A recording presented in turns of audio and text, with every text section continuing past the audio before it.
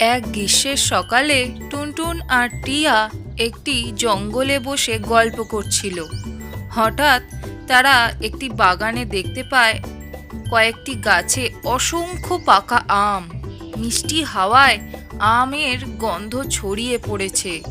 তারা সেই আম খাওয়ার লোভে সেই বাগানের দিকে যায়।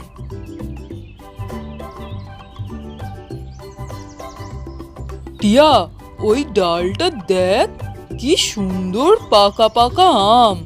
আমি এখনই ওগুলো পেড়ে খাবো। কি, তুমি ওই পাকা আমগুলো খাবে? এত উঁচুতে গিয়ে কি বিপদ হবে জানো? ছোট পাখি হয়ে এত দুঃসাহস করা ঠিক হবে না। বিপদ?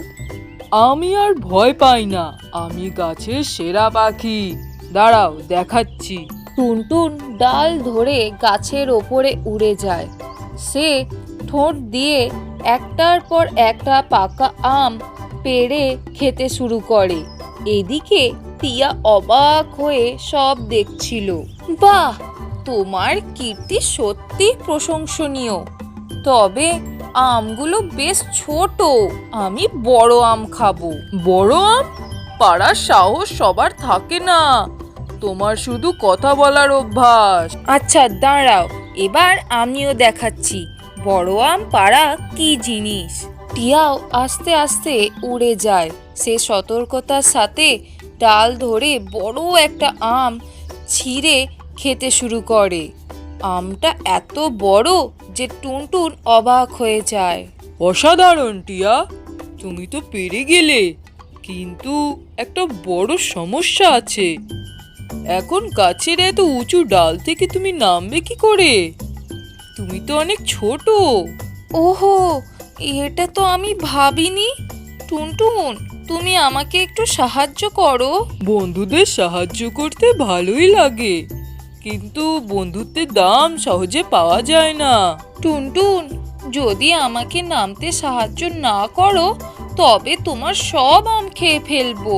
ঠিক আছে ঠিক আছে, বন্ধুত্বে কোনো দুষ্টুমি নেই। দাঁড়াও, আমি কিছু করি।